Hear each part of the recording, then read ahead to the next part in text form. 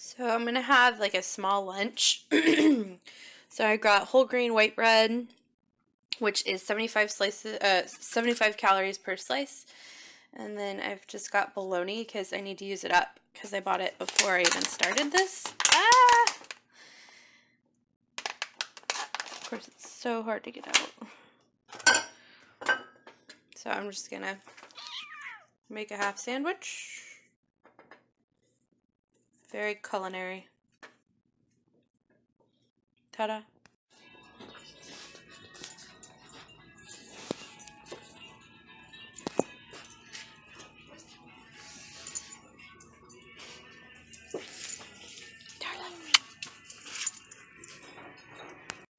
So, I need to do my walking today, and I've got a meeting tonight, and I'm kind of tired of malls. So this is also a mall, I guess, but it's an outdoor strip mall. So, where there's like a bookstore and a Ross and a grocery store all next to each other. So I'm just gonna do like the full circuit on each of those stores. And then I'll try to do some walking after my meeting as well. I did a little bit earlier in a different bookstore with Darla, but it's just hard fitting it all in, especially when you have to do like work too. So I parked all the way across, like the farthest end of this is where I'm actually trying to start so that I can come back to my car.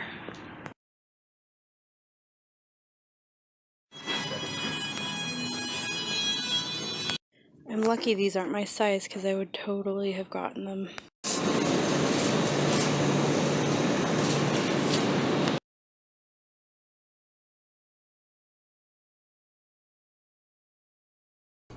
Hi, welcome back.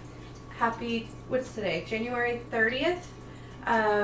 This morning I weighed in at 229.4. So I'm 0.6 down from yesterday. Still not at 229 even, which is what I was on Friday, but my husband is calling this my second week slump, like they have on The Biggest Loser, even though it's week 3. And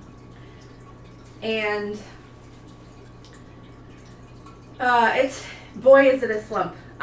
It's not just the like weight loss progress or lack thereof. I'm really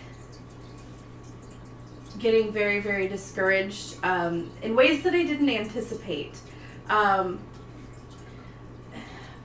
not having problems actually staying under my calories. I'm actually having problems getting enough calories because, okay, so I'm going to just do real talk with y'all. A lot of you probably will not. I feel like the vast majority of people won't understand this, but maybe the foodies that have tried to diet and not succeeded will. Food has been my life for so long. It's not just like, oh, I really like eating, or like, oh, I really love flavor. Like, it has been such a massive part of my identity as a chef. It's been my hobby, my passion, my art form, forever. And last night at the end of the day, I had about 300 and something calories left. And okay, so this was really silly. Sorry, I'm kind of scattered. I'll show you. So last night, when I was at my meeting and I bought my dinner, I saw this and it's garlic bread and it's gigantic, it's the size of my actual face. But it said serving size 1, like 1 each, not 1 ounce. Calories 140. And I was like, kind of hungry, stupid, and so I saw that and was like, wow, really? They cracked the code. They've come up with garlic bread that I can eat. And I was really, really excited, and I bought it to go with my dinner or like to eat later.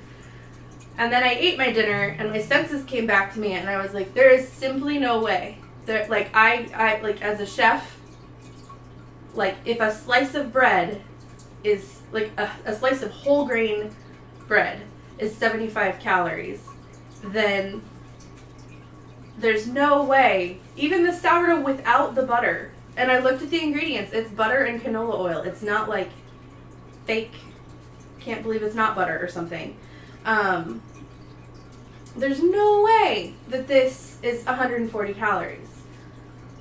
Like, it's even more bread than 2 slices of bread, and it's sourdough, not whole grain. But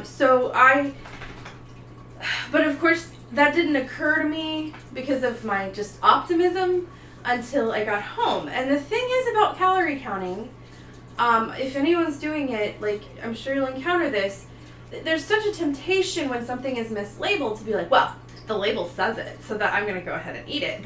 But you're only cheating yourself. Like, I could fudge the numbers every time I portion something out, but I'm not doing myself any favors. Yesterday, I had cereal, and I portioned. I mixed up the portion size of Special K cereal with Smart Pop popcorn. The Smart Pop popcorn is 1 3/4 cup for a serving, and Special K cereal is 1 1/4 cup for a serving. And I didn't realize that until after I ate my cereal, and so I had to, like, include the extra 50 or so calories, because, like, it was an innocent mistake, but, like, the point is I'm trying to put less calories in my body. It's not about what number I write down. I could, half or triple any of the numbers in my log, and it wouldn't make a lick of difference to my body. So anyway, I got home, and I was very hungry. I had about 370 calories left for the day, and around then is when it occurred to me, like, this is, I was, like, genuinely upset that I'd been lied to, because, like, I'm sure it's just a mislabeling. I even looked it up just to see. I was like, how much, like, maybe half of this is 170 calories or whatever, and the best I can guess based on what their full-size garlic bread per serving is, because assuming it's the same stuff, 2 ounces is 170 calories. 2 ounces. That would be, on this kind of thing, that would probably be probably about that much. Maybe less. Is still 30 calories more. Like, I don't know where they got their number. But it kind of set me off, because I have a house full of, like, I have a pantry full of healthy snacks and food that's safe, and things on my meal plan. And I just kept opening. I have 2 cupboards and a fridge, and I just kept opening one cupboard and closing it, and opening the other cupboard and closing it, and opening the fridge and staring and closing it. And I just didn't want to eat any of it. And my husband was like, what's going on? Like, because I just was really upset. Like, I mean, he's seen me hangry before, so he, like, gets it, and he's like, just eat something. And I was like, the thing is, this thing that is, like, has been my passion forever, has been a huge part of my identity. It is genuinely a major source of joy for me, has become a chore. Like, I realized that I would genuinely rather, like, if I had the option, I would so much rather just fast for 2 months straight, just not eat anything for 2 months, get it over with, lose the weight, not touch or think about food, just completely go away from it, and then come back and be like a normal foodie who can just eat 2,000 calories a day and, like, enjoy what I'm eating and think, like, and not be thinking about it. Like, it's the thinking about the calories. I don't care how many calories they are. Like, I had 370 calories left. That's a bowl of cereal plus a snack. And I was upset because I was just like, I don't have... I felt like I was just eating to meet my quota instead of enjoying myself. Like, because, like, at the moment, at the time, I wanted this. even just half of it. But it was still, like, I mean, half of it would have been, like, technically, maybe if I'd eaten half of it, I would have been, like, just a little over. But at that point, it was the principle of the matter. I was just mad about it. But it's really been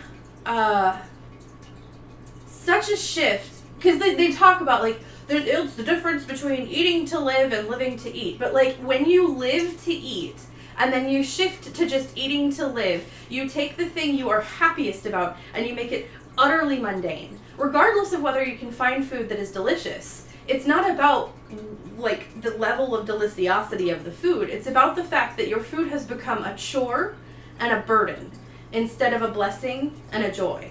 And it's no surprise to me that people give up on dieting. Like, not because they're so hungry. You get over that.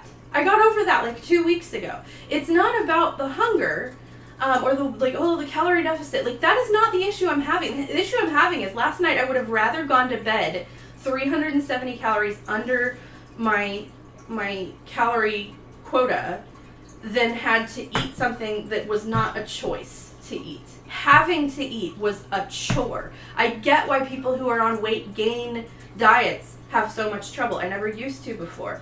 I still think that they just need to spend a week with me and I can help them have a passion for food like I do.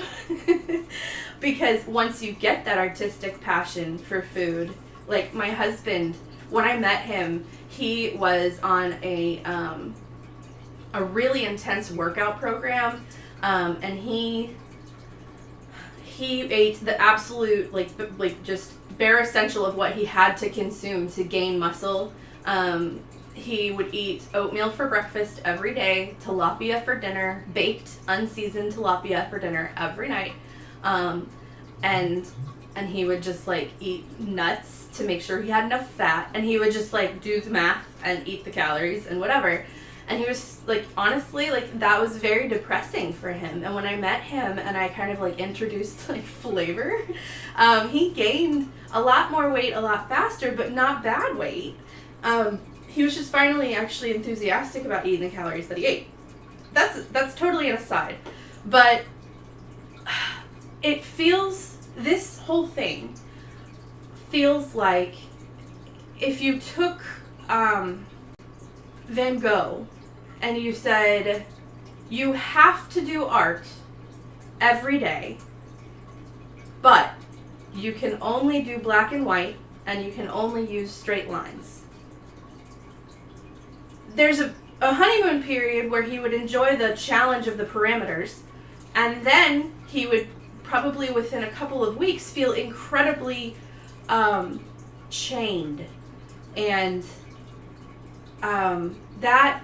that's kind of how, like, everything about my personality feels right now regarding food. It's not a matter of changing mindsets about food to have a different relationship with food. Like, I get that. But, like, as a foodie, as a food enthusiast, it's not, like, yeah, as an artist, if you had given Van Gogh those kinds of parameters, he probably would have been able to make incredible art anyway. It's not about not being able to make healthy food that tastes good. It's about being locked into something so limiting for such a long period of time. And this all probably sounds like a lot of justification and whining. I have not broken my diet. My husband,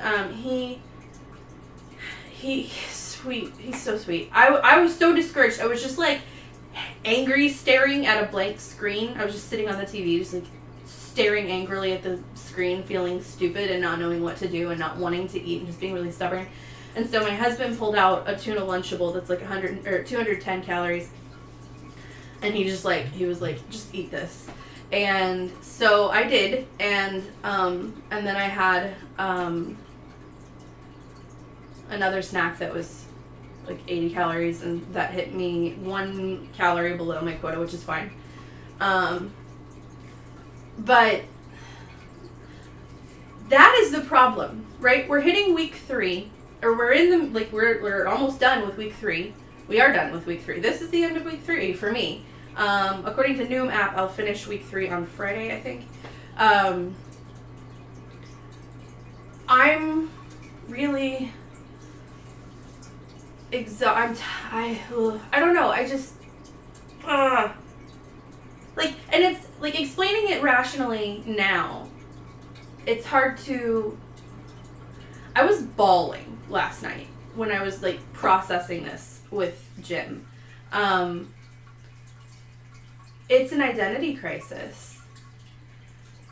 It's never been, and I think it's so frustrating because it really has never been about the visual stuff. I really don't mind how I look right now. The extra 10 pounds off has been nice, but like, I mean, aesthetically, I really would be fine now.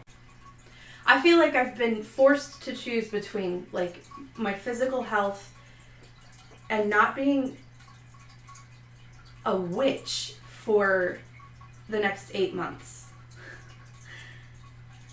I understand why people give up on diets. It's hard to convince myself that it's worth being a complete, just emotional wreck who is not happy for 8 months for this intangible, like, possibility of being unhealthy if I don't. But the reality is, I understand that it's more than a possibility, especially with my genetic background. If I don't get it under control, I will get diabetes and I will die younger. Or at least I will be on a lot of medications for a very long time, and that gets expensive. And I mean, it's preventable. And so I'm doing what I have to, but like, I gotta tell you, it's rough. I'm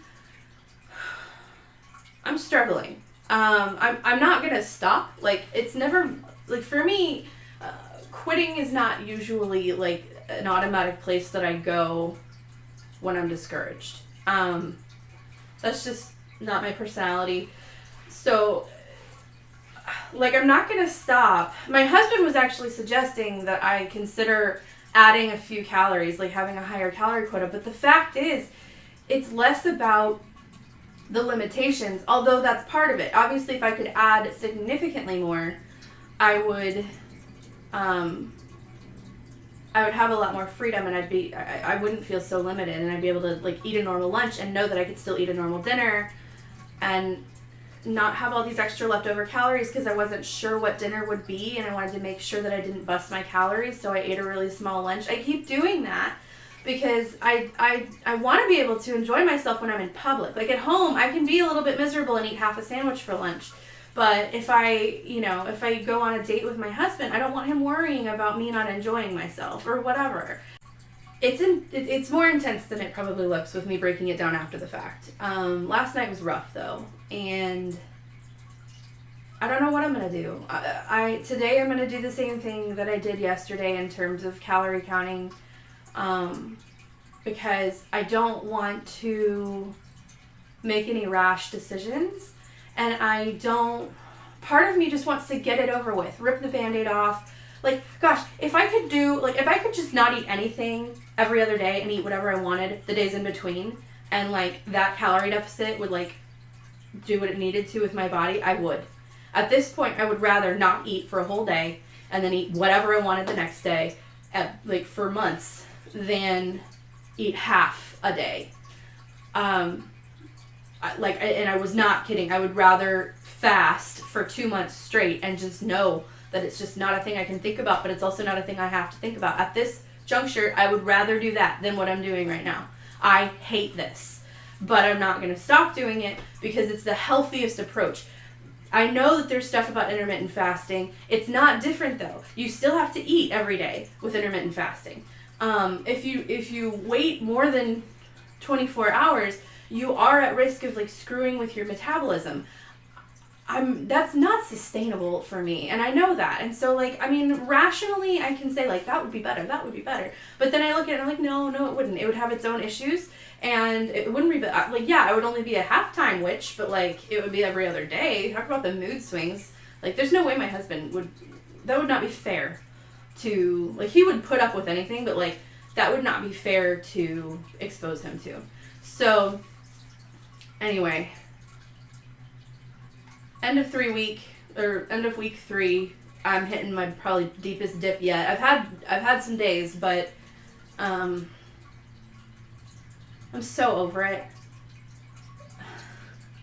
And, like, is it just me, or is it kind of just mean? Like, I get, like, they just didn't know, and I'm sure their label machine just, like, misprinted something, but, like, I think it's kind of mean.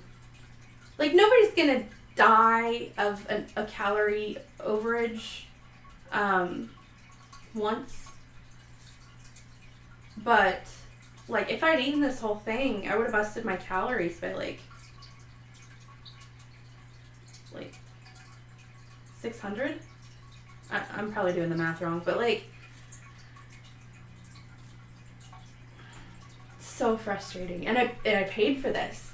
And Jim eats a lot healthier. Like, he's not one that, like, craves bread and butter and things like that. And so this is probably going to sit in my freezer until I give it to someone or throw it away, or 8 months from now, in which case I'm probably not going to eat it because it's going to be freezer burned. I'm just so frustrated. I know it's a dumb thing, but this is an example of hungry stupid. I mean, the minute that I had blood sugar in my system, I knew there was no way, and that I was only cheating myself. But in the moment, I paid for it because I was really, really hungry, and I was really excited to find something that fit. Anyway, I'm sorry, this has gone on a long time. Please subscribe. You're going to get a real, honest journey if you've stuck around for the duration of this video. Thank you. I'm hoping that I don't discourage you when I tell you I'm discouraged. I hope that I'm commiserating with you if you're going through similar things. I'm a writer, and I've been told that I have a knack for putting into words what a lot of people don't know how to put into words. And my hope maybe with this channel is that is something that I can do for other people who watch weight loss channels for their, like, to help motivate their own weight loss, is maybe I can put to words some of the feelings that maybe some of you are having. Or I can be entertaining in my complete weirdness. Maybe I'm just a complete anomaly, and my love for food is excessively abnormal. I have a feeling, though, that it's more common than people realize. It's just a lot of people quit right about now. And they don't have time to, like they just, this is about the time when people give up or cheat or whatever, and they just do that rather than be super introspective about what's going on. But I have a degree in counseling. I'm a life coach. I'd like to crack the code on dieting for my clients' sake. I'm a writer. There's a lot here where I'm going to be breaking it down and figuring it out, and not just experiencing it for myself. So subscribe, comment, let me know. I wouldn't mind some encouragement if you're up for it, or if you think I'm ridiculous, tell me that. I can take it, I promise. But would you have bought the garlic bread?